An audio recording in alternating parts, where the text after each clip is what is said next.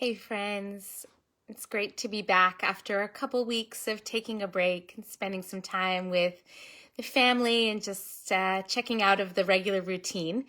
Um, to meet you again for a mincha moment.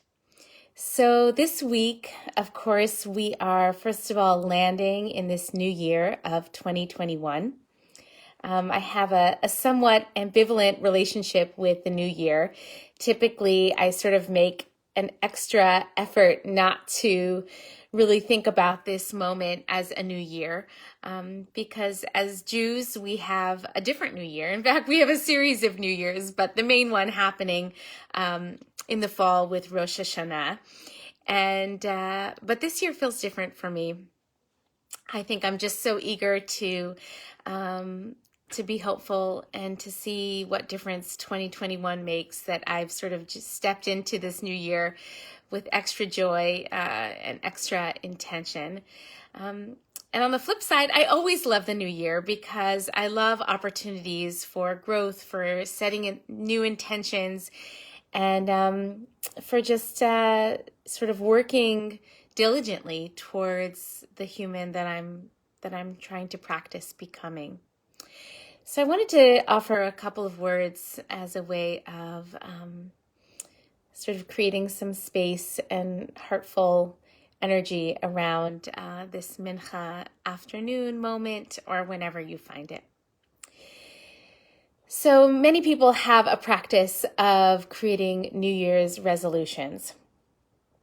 And one of the problems that I find with the sort of generic sense of American or Western New Year's resolutions is that they start from the premise that we are broken, sort of identifying the parts of ourselves where there's something wrong, and then applying kind of an extra amount of self-aggression to right our wrongs and make ourselves be something other than we currently are.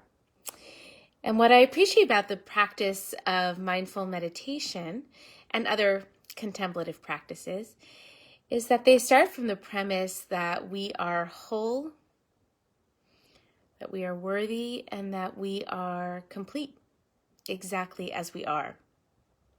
Which is not to say that we don't all have room to grow and places to heal and work to do, to repair and to improve ourselves.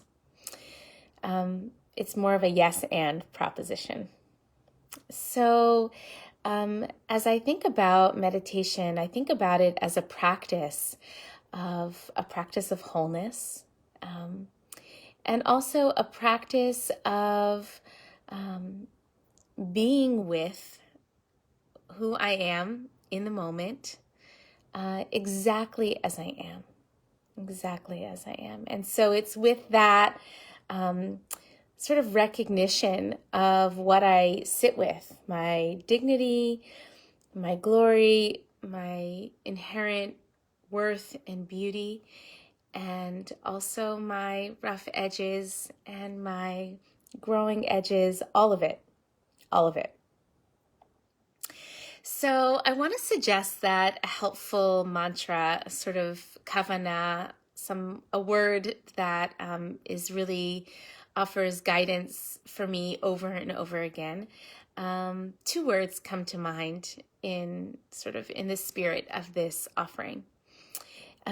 One I heard recently repeated by one of my teachers, Yael Shai, who says, allow, allow, allow. And when she was suggesting this, what she's speaking to is that we just allow, we sort of take the foot off the pedal of filtering, of judging, of pushing away, of resisting what is happening or thoughts that are moving or physical sensation, and instead allow, allow, allow. And the other is one that I use with great regularity, and I think it's helpful, especially in light of this pressure that I think often comes with New Year's resolutions for folks. which is instead of kind of cracking the whip as we consider how we want to grow in this new year, instead we offer ourselves permission to soften, soften, soften. And what's amazing is that, I think we're led to believe that the great motivator in life is kind of harshness and, I don't know, fear of consequences, punishment, that the forceful self-aggression is what motivates us to change. But it's actually a very poor motivator in the long term. And what I find is actually really effective long-term motivation is compassion. Soften, soften, soften. Allow, allow, allow. And finally, I just want to close with a thought about this week's Torah portion. We just concluded the book of Genesis, and we now move into the book of Exodus. And of course, one of the most powerful parts of this week's Torah narrative is when Moses encounters the burning bush. And one of the things that is often noted is that God invites Moshe to take off his shoes because he's standing on holy ground. And I think most of us have to walk through life like Moshe, with our shoes on, with a barrier to our own fragile places, to the harshness of the world that we encounter, to the stones and the rough ground that we inevitably have to traverse. But in my meditation practice, in my prayer practice, in my sitting practice, in my moving practice, I give myself permission to take off my shoes, both, of course, literally, but also figuratively. That it's about stripping away the chatzitzot, the barriers that we necessarily have to put on as we move through the world, but of giving ourselves momentary permission to take off our shoes, to strip away the barriers and just be with our experience, the truth of our experience as it is arising. So I want to conclude, when we finish a book of Torah, we say, Chazak, Chazak, Chazak, v'nitchazek. Be strong, may we strengthen one another. And I want to offer this blessing to all of us, myself included, as we move into this year, but with a special kind of strength, a strength that is soft and gentle, like a loving mother. And even if we didn't have a loving mother, can we be that loving mother to ourselves?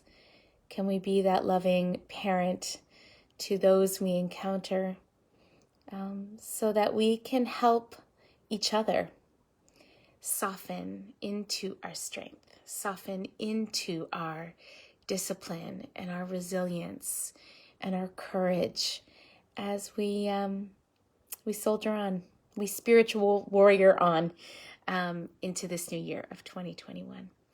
All right, friends, chazak, chazak, v'nitchazek. May we be strong, and may we strengthen one another with compassion, with allowing, and with softening. Peace. Shalom.